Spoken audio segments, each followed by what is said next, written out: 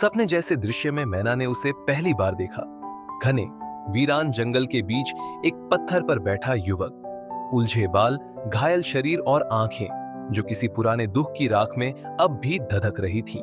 उसका नाम नहीं जानती थी, मगर उसकी पीड़ा मैना के हृदय में उतर गई। जादुई आईना जो भविष्य दिखाता था, कई दिनों से उसी युवक का चेहरा दिखा रहा था। स्वर्ण लोक की राजकुमारी मैना, जिसने कभी अपने राज्य की सीमाओं से बाहर पांव नहीं रखा, अब उस अजनबी की खोज में जंगल की ओर निकल पड़ी। वह नहीं जानती थी कि वह प्रेम की ओर जा रही है या विनाश की ओर। 7 रातें और 8 दिन बीते। घना जंगल, मायावी हवाएं और रास्ता जिसे खुद खोजा नहीं जा सकता। मैना की जादुई शक्ति ही उसका एकमात्र सहारा थी। एक शाम जब सूरज लाल धूल में डूब रहा था, वह उसे मिला। वही युवक, पेड़ों के नीचे बेसुध पड़ा, शरीर पर घाव, होठों पर बुखार। मैना ने अपने हाथ बढ़ाए, उसकी हथेली से रोशनी निकली, घाव भरने लगे, आंखें खुली और पहली बार विहान ने उसे देखा। वह चौंका नहीं, जैसे वह इस क्षण को जानता हो, जैसे यह पहले भी कहीं हो चुका हो। विहान अब उसके साथ स्वर्ण लोक में था। शरीर धीरे धीरे ठीक हो रहा था, लेकिन मन में गहराई थी, जैसे वह अब भी किसी बोझ से दबा हो। मैना ने कई बार पूछा, पर वह टाल देता।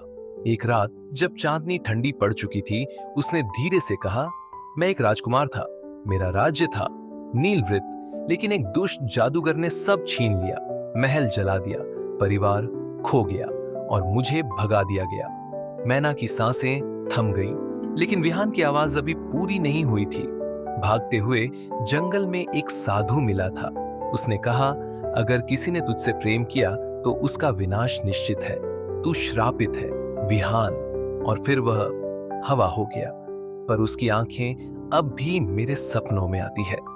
मैना समझ नहीं पाई, उस चेतावनी से डरना चाहिए या उस प्रेम से जो हर पल गहराता जा रहा था। फिर भी उसने एक फैसला लिया। वह विहान को तलवार चलाना सिखाने लगी, क्योंकि अगर उसे अपना राज्य वापस चाहिए तो सिर्फ प्रेम नहीं, शक्ति भी चाहिए। लेकिन स्वर्ण लोक के महल में हलचल थी। युवराज आरव, मैना का बचपन का मित्र और राजा द्वारा तय किया गया भावी पति, अब विहान को लेकर शंकित था। कौन है ये वनवासी? इसका यहाँ क्या काम? कहीं यह स्वर्ण लोक की शक्तियों के पीछे तो नहीं? राजा ने आरव की बातों पर ध्यान देना शुरू कर दिया, और मैना, वह 2 दिशाओं में खींचने लगी, हृदय और उत्तरदायित्व। इन्हीं दिनों जादुई आईना अचानक दरक गया। तेज आवाज के साथ उसका शीशा फट गया, टुकड़े जमीन पर बिखर गए। हर टुकड़े में कुछ झलकने लगा, भविष्य नहीं, अतीत। एक टुकड़े में मैना ने अपनी दादी, स्वर्ण लोक की पुरानी रानी को देखा। उनकी आत्मा ठंडी हवा सी कमरे में तैरने लगी। उससे दूर रहो मैना, वह तुम्हें ले डूबेगा। वह जिस दिन तुमसे प्रेम करेगा, उसी दिन स्वर्ण लोक की शाम शुरू हो जाएगी। मैना की रातें अब टूटे हुए टुकड़ों के बीच बीतती थीं। हर चेतावनी उसकी आत्मा को चीरती, लेकिन हर सुबह जब विहान मुस्कुराकर सामने आता, वह सब भूल जाती, क्योंकि प्रेम चेतावनियों से नहीं डरता। स्वर्णलोक के सूरज अब पहले जैसे उजले नहीं रहे थे। महल के गलियारों में सन्नाटा था और राजमहल की दीवारों में नमी उतर आई थी। मैना मुस्कुराती थी, लेकिन उसकी मुस्कुराहट में एक सूखापन था। हर रोज वह विहान को युद्ध कौशल सिखाती, तलवार चलाना, धनुष साधना, आत्मरक्षा की कलाएं, लेकिन हर रात वह टूटे आईने के टुकड़े लेकर अकेली बैठती। हर टुकड़ा किसी और भविष्य की दरार बन चुका था। कभी वह और विहान धुएं में घिरे, कभी स्वर्ण लोक जलता हुआ, कभी महल में रक्त की नदियां। उधर युवराज आरव ने अपना खेल तेज कर दिया था। वह राजा से कहता, एक बाहरी को आपने महल में जगह दी है और अब वह राजकुमारी के दिल में भी जगह ले रहा है। राजा ने मौन साध लिया, लेकिन उसकी आंखें अब विहान को ज्यादा देर तक नहीं देख पाती। राज्य के रक्षकों को आदेश मिला, उस युवक पर नजर रखो। विहान यह सब समझता था। वह स्वर्ण लोक में था, लेकिन स्वीकार नहीं किया गया था। वह मैना से प्रेम करता था, लेकिन हर दिन उसके करीब जाने से डरता था। हर रात उसे अपने पुराने गुरु की आत्मा याद आती, जो जंगल में साधु बनकर मिला था। उसकी चेतावनी अब और भी स्पष्ट हो रही थी, जिससे भी तू प्रेम करेगा वो नष्ट हो जाएगा। एक दिन विहान ने तय किया वह स्वर्ण लोक छोड़ देगा। उसने अपने घावों को फिर से खोलने से बेहतर अकेले लौट जाना समझा। लेकिन जब वह महल से बाहर निकल रहा था, मैना रास्ता रोककर खड़ी थी। उसने कुछ नहीं कहा, सिर्फ हाथ बढ़ाया और अपनी हथेली में जादुई पत्थर रखा।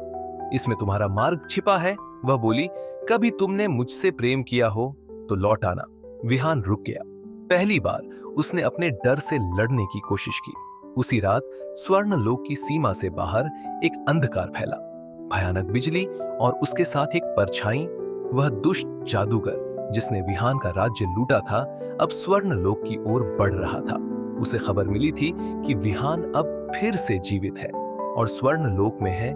उसे सिर्फ एक आदमी चाहिए और वह था विहान। सुबह होते ही महल की दीवारों पर काले धुएं की लहरें चढ़ने लगी। राजा ने सभा बुलाई। हमले की तैयारी करो। युवराज आरव, अपनी सेना लेकर सीमा पर जाओ। लेकिन आरव ने कुछ और सोचा। अगर ये युद्ध विहान के कारण है तो क्यों ना उसे बाहर फेंक दिया जाए। मैना ने यह सुना और पहली बार उसने सभा के सामने अपनी आवाज उठाई। अगर किसी ने स्वर्ण लोक को बचाया है तो वह विहान है। अगर इस युद्ध में कोई हमारे साथ खड़ा होगा तो वह वही है। राजा मौन हो गया। विहान, जो दरबार के दरवाजे के बाहर खड़ा था, सब सुन रहा था। उसकी आंखों में अब न डर था न पछतावा, बस एक आग थी जो हर उस छाया को जलाने को तैयार थी जिसने उसका अतीत लूटा और भविष्य को निगलना चाहा। युद्ध की घोषणा हो चुकी थी। स्वर्ण लोक की सीमाएं बंद कर दी गई। सैनिक सज गए और पहली बार विहान को स्वर्ण लोक की सेना का कवच पहनाया गया। लेकिन आईना, उसके टुकड़ों में अब भी भविष्य की चीखें गूंजती थी। मैना की दादी की आत्मा अब हर रात और पास आने लगी थी। वो आएगा, तुम जलोगी, स्वर्ण लोक बिखरेगा, तुम्हें उसे छोड़ना होगा, मैना। लेकिन मैना ने एक रात उत्तर दिया, अगर जलना है तो साथ जलेंगे। रात बीती और युद्ध का दिन आ पहुंचा। आसमान काला था, हवा में धुआं और जमीन पर कांपता हुआ डर। दुष्ट जादूगर की सेना सामने खड़ी थी। अधमरे राक्षस, काली परछाइयां और भूतिया मुंह वाले युद्धदूत। राजा, आरव, मैना और विहान सब मोर्चे पर थे। लड़ाई शुरू हुई। वह युद्ध केवल रक्त और तलवार का नहीं था। वह प्रेम, विश्वास और बलिदान की अंतिम परीक्षा थी। जादू और लहू की उस पहली टकराहट ने स्वर्ण लोक को थर्रा दिया। दुष्ट जादूगर के सैनिक हवा में उड़ते, धूल बनकर गिरते और फिर से उठ खड़े होते। वे मरे नहीं थे, उन्हें मृत्यु से परे की काली शक्ति ने गढ़ा था। विहान ने तलवार उठाई। वह दौड़ा। कटारों के बीच अंधेरे के जाल में वह एक एक कर छायाओं को मिटाता गया। मैना उसके पीछे थी, अपनी हथेलियों से उजाले के गोले छोड़ती हुई। जहां उसकी रोशनी गिरती वहां अंधकार चीखता और गलता। लेकिन तभी दुष्ट जादूगर सामने आया। काले चोगे में लिपटा उसके चेहरे पर मांस नहीं था, सिर्फ दो गड्ढे जिनमें आग थी। उसकी आवाज नहीं थी, फिर भी पूरा मैदान उसकी इच्छा से कांप उठा। विहान, उसकी मानसिक गूंज मैदान में गूंजी।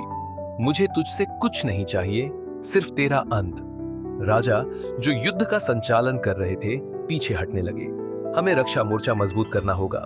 लेकिन युवराज आरव वहीं खड़ा रहा। उसने अपनी तलवार जमी पर टिकाई और देखा कि मैना और विहान एक साथ जादूगर की ओर बढ़ रहे हैं। उसके मन में ईर्ष्या अब डर में बदल गई थी। मैना ने अपने जादुई पत्थरों से एक रेखा खींची। इससे आगे तेरा अंधकार नहीं आएगा। लेकिन जादूगर हंसा। उसने अपनी हथेली उठाई और आईने का एक टूटा टुकड़ा हवा में घुमा दिया। वह टुकड़ा चमका और सब कुछ बदल गया। मैदान गायब हो गया। विहान, मैना और जादूगर अब एक धुंध भरी जगह में थे, आईने की दुनिया में। ये वही दुनिया थी जहां भविष्य, अतीत और भ्रम एक साथ रहते थे। मैना ने वहां अपनी दादी को देखा, लेकिन वह शांत नहीं थी। उसके चेहरे पर आंसू थे। तू इसे नहीं रोक सकती, वह फुसफुसाई, लेकिन तू कीमत चुका सकती है। विहान ने जादूगर से युद्ध शुरू कर दिया।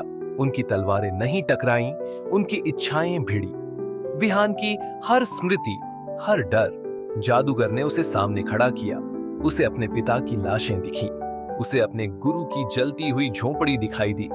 तू सिर्फ पीड़ा है, जादूगर बोला, तू जिसे भी छूता है वो नष्ट हो जाता है। अब मैना की बारी है।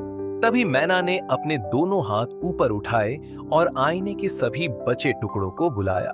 टुकड़े चमके, भयावह रोशनी फूटी, मैना की आंखें जलने लगी। अगर यह आईना हमें भविष्य दिखा सकता है तो मैं इसे एक नई कहानी दिखाऊंगी। उसने टुकड़ों को अपनी छाती पर टिकाया।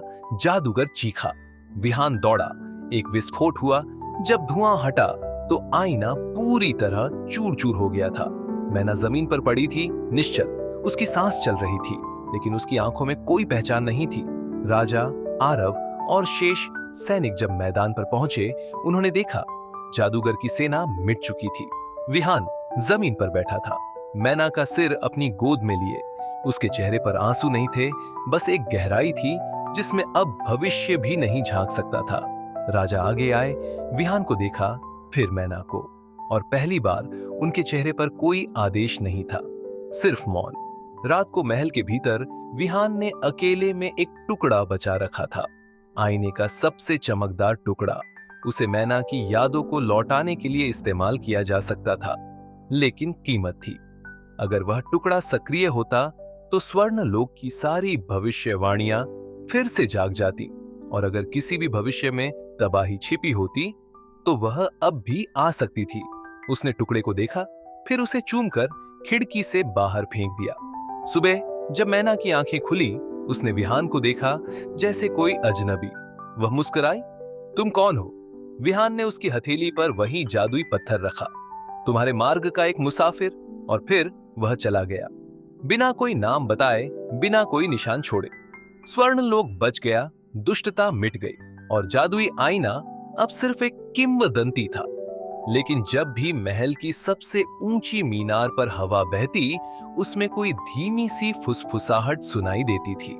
तुम जलोगे, पर साथ जलोगे। विहान चला गया था, न कोई विदाई, न कोई निशानी, सिर्फ एक धुंध सी याद जो मैना के भीतर रह गई थी, नामहीन, अस्पष्ट, लेकिन गहरी। वह हर सुबह महल के बाग में बैठती, अपने जादुई पत्थर को देखती, जो अब निष्क्रिय था, जैसे उसमें भी किसी ने कोई स्मृति छीन ली हो। राजा अब शांत थे। उन्होंने युद्ध के बाद से शासन युवराज आरव को सौंप दिया था, लेकिन आरव भी बदल गया था। वह मैना के पास जाता, कुछ कहता नहीं, बस कभी कभी उसके सामने चुपचाप खड़ा रहता। उसकी पुरानी ईर्ष्या अब अपराध बोध में बदल चुकी थी। उसे वह रात याद थी जब उसने अपने पिता को भड़काया था कि विहान पर भरोसा न करें। उसे वह पल याद था जब उसने युद्ध की शुरुआत में भागने का विचार किया था, लेकिन मैना खड़ी रही थी। वह जानता था कि वह कभी उस खालीपन को नहीं भर सकेगा जो विहान छोड़ गया था। कई महीने बीते, स्वर्ण लोक फिर से चमकने लगा, लेकिन मैना के भीतर एक सवाल हमेशा उठता, क्या मैं कुछ भूल रही हूं? एक दिन जब महल की पुरानी लाइब्रेरी की मरम्मत हो रही थी, एक सेवक ने एक धूल भरी दीवार के पीछे एक पुराना दरवाजा पाया। दरवाजे के पीछे एक कमरा, और उस कमरे में एक टूटा हुआ दर्पण, जादुई आईने का अंतिम टुकड़ा। मैना वहां पहुंची। जैसे ही उसने उस टुकड़े को छुआ, एक हल्का कंपन उसकी उंगलियों से उसकी धड़कनों तक गया। आईना अब भविष्य नहीं दिखा रहा था, न ही अतीत। वह केवल भावनाएं दिखा रहा था। उसमें वह सारा प्रेम, वह बलिदान, वह घुटन, वह अधूरापन कैद था जो विहान छोड़ गया था। तभी हवा में वही आवाज गूंजी, एक फुसफुसाहट, यादें मिटती हैं, लेकिन असर नहीं। उस रात मैना ने वह टुकड़ा एक चमकते बॉक्स में बंद कर दिया। उसे महल की सबसे ऊंची मीनार में रखा और उसके नीचे एक पंक्ति लिखवाई, जो अधूरा रहा वही सबसे सच्चा था। दूसरे छोर पर दूर किसी पहाड़ों के पार एक नया राज्य आकार ले रहा था। विहान अब वहां का राजा था। उसने युद्ध की नई विधियां सिखाई, लेकिन युद्ध नहीं किया। उसने एक ऐसा किला बनवाया जिसकी दीवारों पर न कोई झंडा था, न कोई निशान, बस एक चिन्ह, एक जादुई पत्थर की आकृति जिसके भीतर एक चमकती रेखा, जैसे दो स्मृतियां एक दूसरे को छू रही हो। लोग पूछते, ये चिन्ह किसका है महाराज? विहान मुस्कुराता, कुछ नहीं कहता, और फिर वह अपनी ऊंची मीनार में चला जाता, जहां हर रात उसके सामने एक अधूरी परछाई उभरती थी। वह परछाई मुस्कुराती थी और फिर गायब हो जाती थी। अंतिम वाक्य, कुछ प्रेम नाम नहीं चाहते, बस एक जगह जहां वे भुलाए नहीं जाए।